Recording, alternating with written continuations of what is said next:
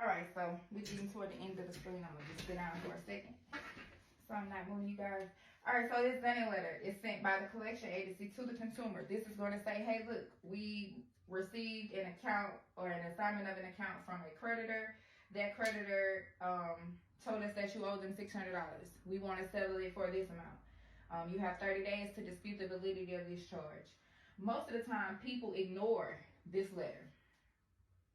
Most of the time, they ignore the letter. When you ignore those letters, you are acquiescing. So if you ignore a letter, first of all, a contract, this contract may not have even been void or valid. Excuse me. This contract may have not been valid. All right? This contract could have been a unilateral contract that if you would have looked at it a little closer, you saw that it doesn't have a place for assignment. And even if it does, if it's a void contract, the assignment clause wouldn't even matter. So them selling it to somebody is obsolete. They can't do that. Okay? So even when they sell it and you dispute this, right here it says consumer must respond or they silently agree, which is called acquiescence. So I said send a dispute letter. You must send a dispute letter within 30 days. If you do, a lot of times they close the account or they'll try to sell it to somebody else. What they are selling is your identification. They're not selling the actual account because the account was charged off as far as taxes.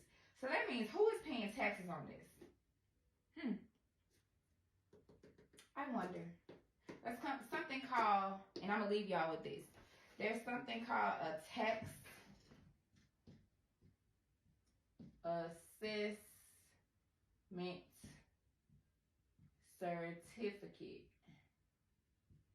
The tax assessment certificate is what is used in the Attorney General's office to validate the collection of an account.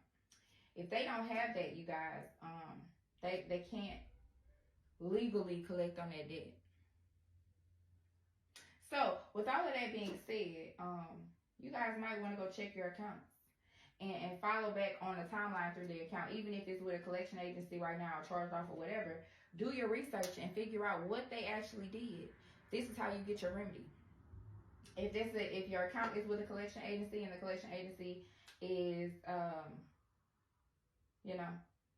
they're failing to comply with federal law by sending you a dunning letter, they just reported on your credit report, well, that's a violation of Fair Credit Reporting and FDCPA.